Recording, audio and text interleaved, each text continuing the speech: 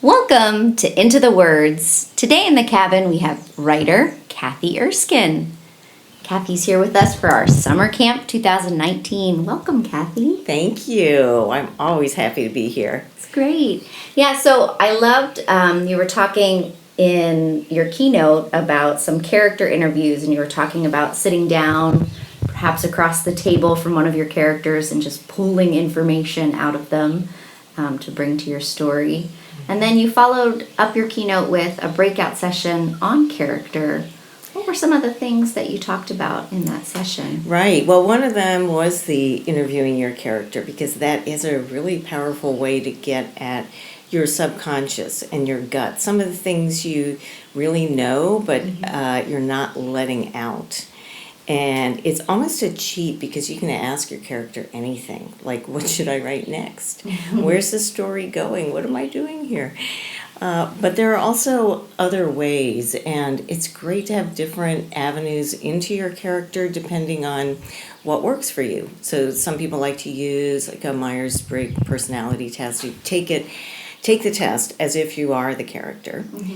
And you can use a poem like the I'm from George L. Lyne's I'm From poem, where you write it as if you were your character. That's another one where the things that come out might surprise you, and they're very useful later on.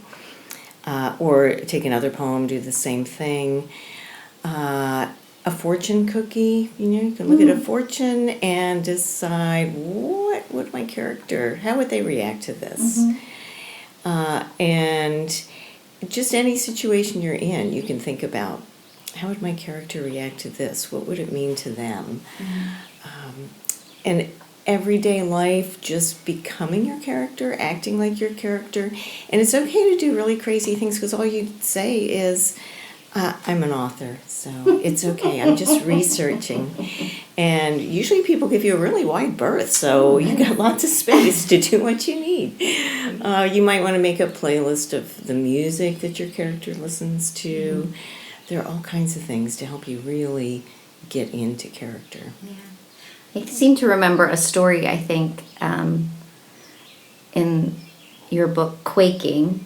There's a running scene, and I seem to remember hearing something about you living that scene. Yes. Yeah, I like to do even the uncomfortable things, and that's a scene where she's running at night in the cold and the rain without any jacket or sweater or anything. And I really felt for her. I really felt what it was like to be running along the street, seeing these cars go by, feeling them splash the muddy water onto you, and watch the minivan with the kids in the back watching a video and thinking, I really want to be in there, in that nice warm cocoon of family, which is what was important to her and what she was looking for. So it is a great way of really feeling what your character's going through. So when you do something like that, when you put on the t-shirt and you go out the front door and run in 40-degree weather in the rain, how much of that actual experience makes it to words on the page, and how much is just kind of that background knowledge of your character? I think a lot of it is background knowledge, just like research. So much of the research I do doesn't really end up in the book, maybe tiny percentage, but I like to think it informs my writing and makes it feel more authentic. Right. I think really knowing my character and what she's been through, it just kind of comes out in the way she speaks and the way she reacts to things that I wouldn't know as well or as deeply if I just sat in my office writing her. Yeah, and tried to imagine that piece. Yeah, makes a lot of sense. So this is not your first time here with us.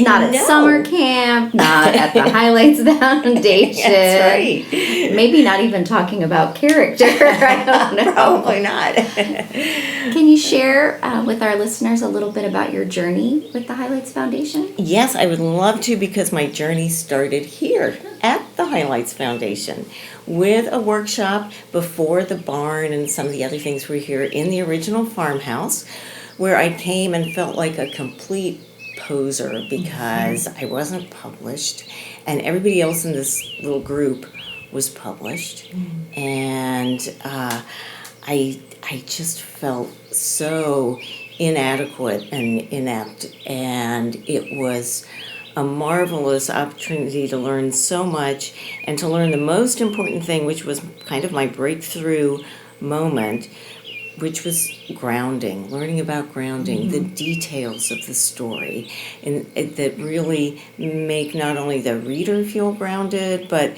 just make a real world for your reader that they can be drawn into. And from there, I took more. I went to Chautauqua. I took more workshops and got published. And actually, my first publisher was the woman who was giving the initial workshop that I came to, Patty Lee Gouch. And it wasn't that she published the piece I was working on at the time. It was years later, but it was kind of serendipitous to come around again and have that wonderful experience with her. In that group, I'm trying to recall, is that the group that you get back together with up here? You've done a retreat? Actually, that is a different group who I think perhaps started the whole unworkshop idea 11 years ago, thanks to Christy Dempsey, who lives in Brazil, so she wanted to try to get all of us who were in different parts of the country and world together. And that was a fabulous experience too, because we had all the good food and we didn't have to do anything except just write. Well, that's nice to hear. It was awesome. So, unfortunately, our summer camp ends tomorrow.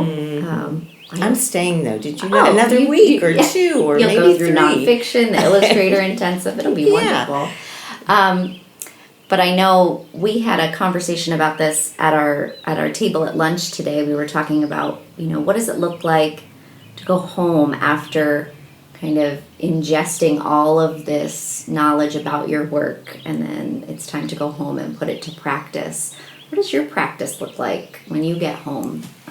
I am always really energized by these events. I hear from the other instructors and think, oh yeah, that's right, I should be doing that. And it gets me enthused, or just our special guest, Matthew Winter, talking about picture books.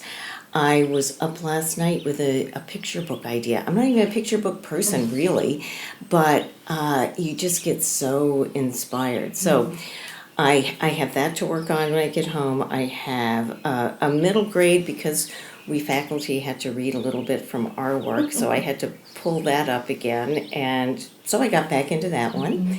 I have another one that's due that I've got to finish up, so I just have so much to work on. It makes going home good because I will just have time to write and things. So, but that doesn't happen every day. It really, you get this surge of feeling of power and desire after you've been to one of these workshops, and that's what I'm looking forward to, is really taking this energy home with me and channeling it. Oh, yeah. Sounds great. And it reminds me, I was at ALA and I was listening to, the speeches, and you walk the floor and you see all the books, the new books coming out, and that for me, when I got home, I felt like, well, I really need to get on this, Yeah. So there's that. Right.